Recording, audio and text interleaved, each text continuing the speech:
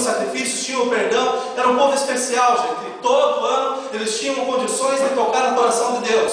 Agora pensem comigo, se Deus amasse simplesmente esse povo, hoje eu e você não estaríamos aqui na casa do Senhor. Um dia o nosso Deus olhou e falou assim: olha, realmente eu amo essa linhagem, eu amo esse sangue, mas eu preciso acabar com esse ciclo. Os homens viviam debaixo de uma lei, ou seja, tinham coisas que eles precisavam fazer e era a única forma de chegar na presença de Deus.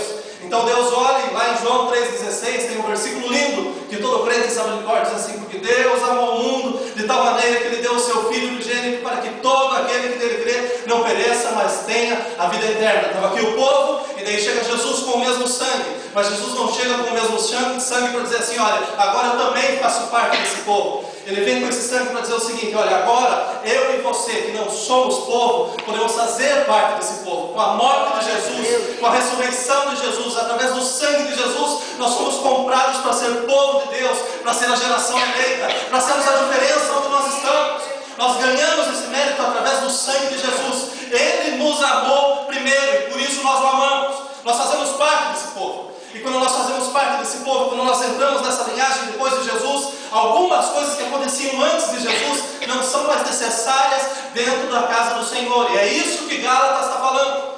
Existiam alguns judeus dentro da casa, alguns homens que tinham reconhecido a salvação em Cristo, mas que continuavam dizendo o seguinte: olha, é necessário que exista a lei, ou seja, a salvação pela graça, ela tem mais força quando a gente continua praticando a lei.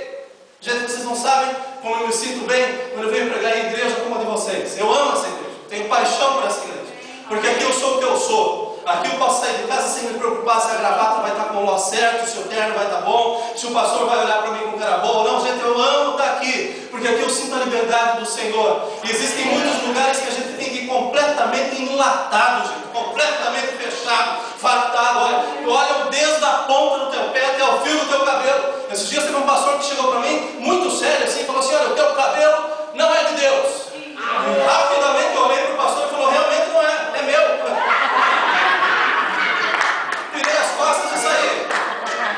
Tem muita gente que está se tornando judeu dentro da casa do Senhor e com isso colocando carga desnecessária em cima do povo de Deus.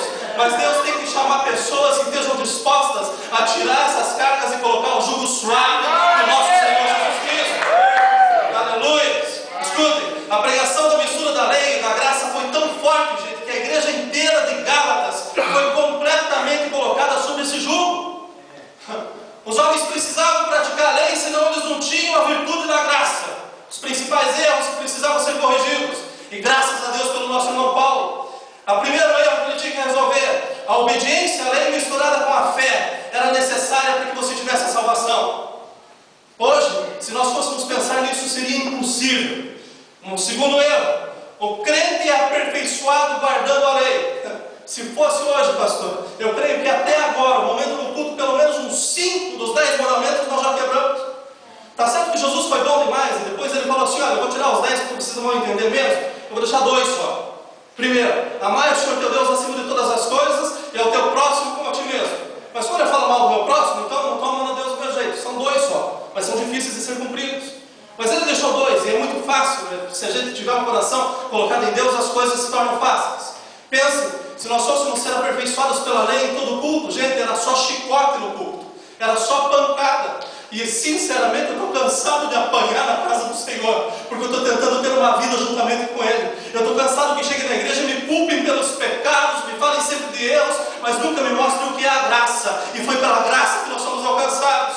Terceiro erro que precisava ser resolvido era a restauração dos que haviam caído na graça. Ou seja, o sistema era tão pesado, tão duro, que alguns que conheceram a graça acabaram se desviando, acabaram se perdendo. E daí chega Paulo, gente. Paulo, que era o apóstolo da liberdade. Gente, se vocês puderem essa semana, leiam o livro de Gálatas, são 6 capítulos só. Você pode ler um por dia, no domingo se vem aqui, cita um versículo no decor, vai ser uma bênção. São 6 capítulos.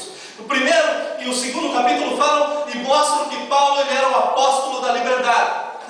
Paulo tinha caído do cavalo um dia, e quando ele caiu do cavalo, ele viu a luz de Cristo, e aquela luz inundou o seu coração. Ele foi chamado por um propósito excelente, e ele é chamado até hoje do apóstolo da liberdade. Que liberdade é essa, pastor? A liberdade que eu e você temos na pessoa de Jesus Cristo. Paulo pregava a doutrina da liberdade. Esse é o capítulo 3 e 4, ou seja, tudo me é lícito, mas nem tudo me convém. Ele pregava que somos livres, gente. Nós não precisamos mais seguir rituais para que a gente possa viver. A gente tem a liberdade de chegar à presença de Deus a qualquer instante.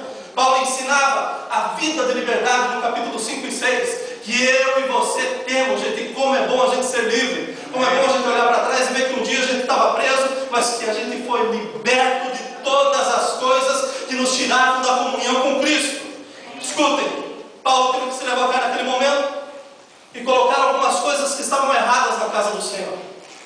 E eu tenho louvado ao Senhor nesses dias, porque Deus nos fez assim de uma forma muito especial, gente. Cátia falou alguma coisa sobre temperamento aqui, eu vou abrir um parênteses para vocês. O homem ele pode ter 3 temperamentos na vida, ele pode mostrar 3, eu tenho 3. Eu sou colérico, acho que dá para lutar, eu gosto das coisas serem feitas para Deus e na hora, mas ao mesmo tempo eu sou melancólico. E o melancólico, gente, ele sempre uma saudade das coisas que passaram. Tem dia que eu estou que é só lágrima, gente, estou pior que Jeremias. Eu gosto de fazer as coisas, mas eu tenho que conhecer as coisas que eu estou fazendo. Mas por último eu sou fleumático, gente. O fleumático ele não está nem aí. Ele não está preocupado. O fleumático, gente, é tão fantástico, porque ele escuta a voz de Deus e ele fala, independente de saber se o povo vai gostar ou não. E eu tenho louvado a Deus por isso. Porque esses dias Deus tem me colocado em lugares onde eu tenho que ser colérico, falar sobre a palavra e a verdade da palavra. Não tenho que ficar adoçando a igreja, mostrando para a igreja que você está certo, sendo que você está errado. Deus tem me colocado de uma forma tão especial, porque às vezes que eu quero estar cheio, chegar cheio daquilo que eu sei, Deus fala assim, ó, você vai sem nada, porque hoje sou eu que vou te encher. Deus está me arrebentando nesses dias. E tem me colocado em lugares, gente, onde a glória do Senhor tem se manifestado. Isso não porque vivo eu, mas porque Cristo vive em mim.